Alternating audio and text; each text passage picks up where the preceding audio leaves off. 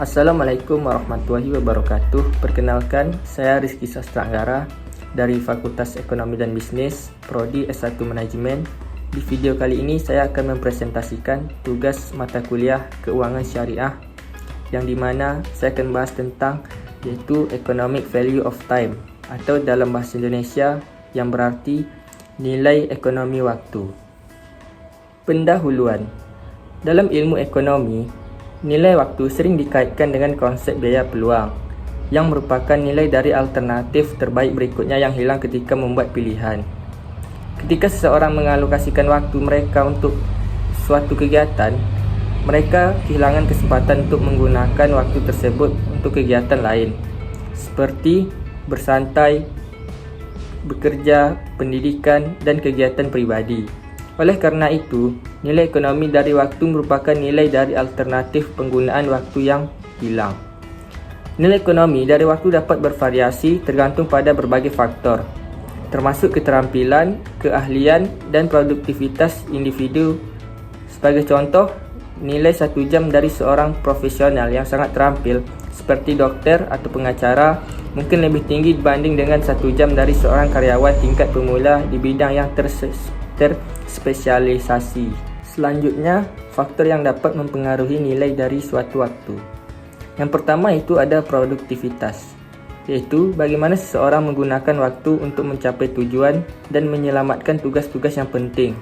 Tingkat produktivitas individu dapat bervariasi berdasarkan keterampilan, fokus, dan efisiensi dalam bekerja.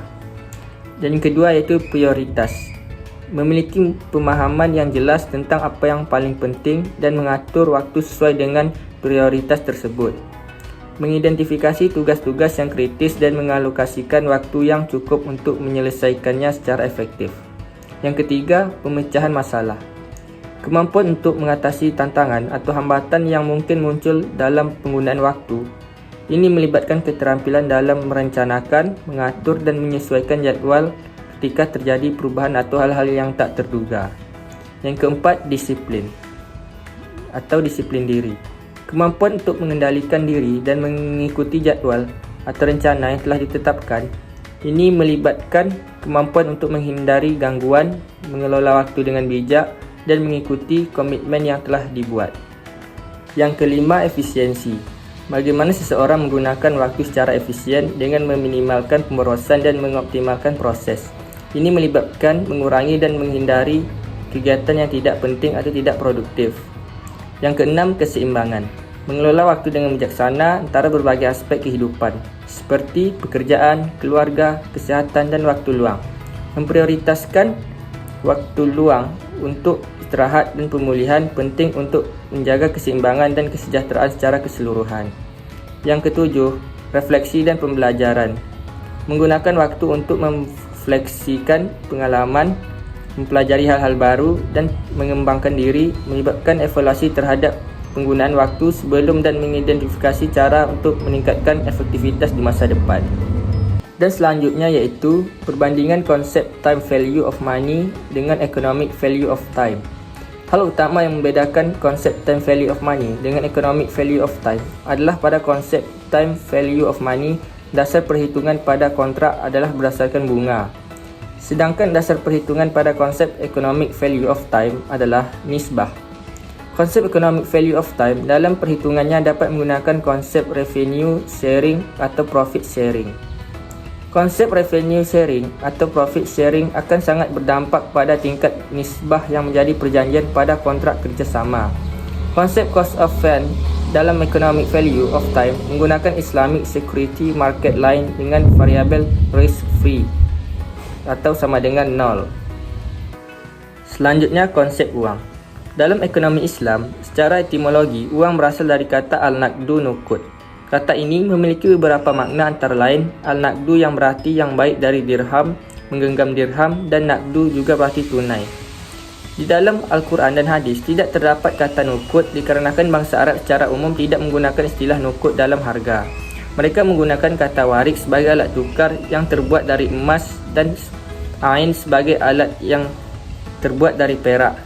Sebagai alat tukar tambahan, mereka menggunakan fulus atau terbuat dari tembaga untuk membeli barang-barang murah. Solihin 2010 dalam Yudiana 2013 mengatakan secara umum uang didefinisikan sebagai alat tukar-menukar dalam jual beli, sewa menyewa dan untuk kegiatan bisnis lainnya. Namun, terdapat perbezaan tentang makna atau definisi uang menurut pandangan ekonomi konvensional dengan ekonomi syariah. Secara sederhana, untuk dapat didefinisikan sebagai alat pembayaran resmi dan merupakan suatu kewajiban yang harus dipenuhi. Selain itu, Elvira 2014 berpendapat bahawa dalam teori ekonomi konvensional, fungsi utama uang antara lain adalah yang pertama sebagai alat pembayaran atau tukar-menukar, yang kedua sebagai alat kesatuan hitung, dan yang ketiga sebagai alat penyimpan nilai atau penimbunan kekayaan atau store of value. Dan selanjutnya, konsep dasar nilai waktu uang atau time value of money.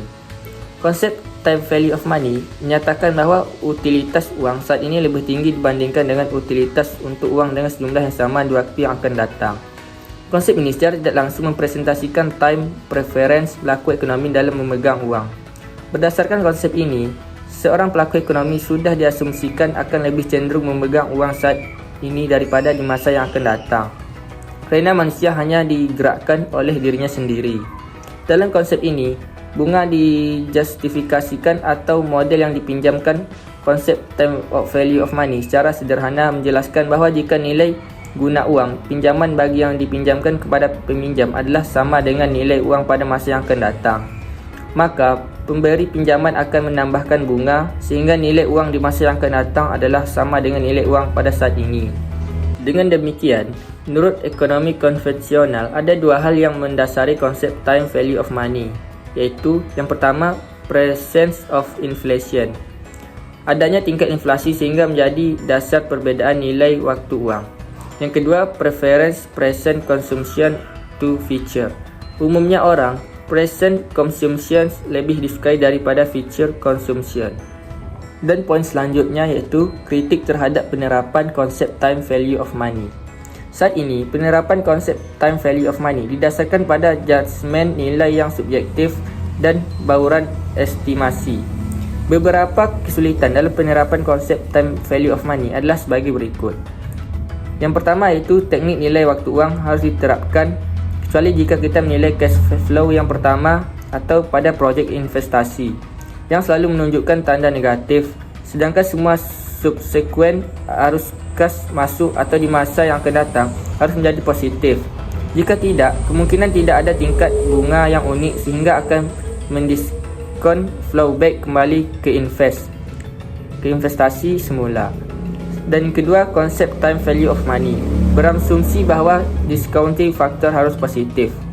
Yang ketiga, konsep time value of money mengasumsikan bahawa ada pasar yang efisien untuk cash flow pada masa yang akan datang.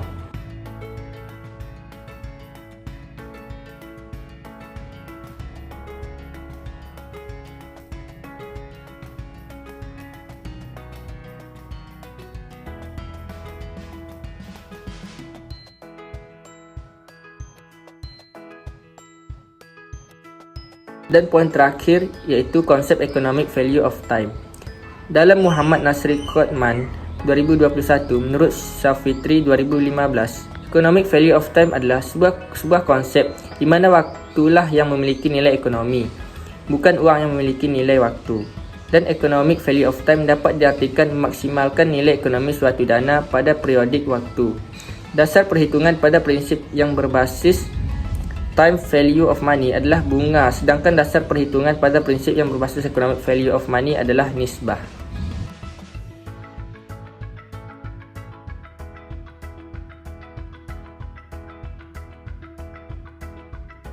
Sekian video presentasi dari saya. Apabila ada kesalahan dalam ucapan, saya mohon maaf. Saya akhiri dengan wabillahi taufiq wal hidayah. Wassalamualaikum warahmatullahi wabarakatuh.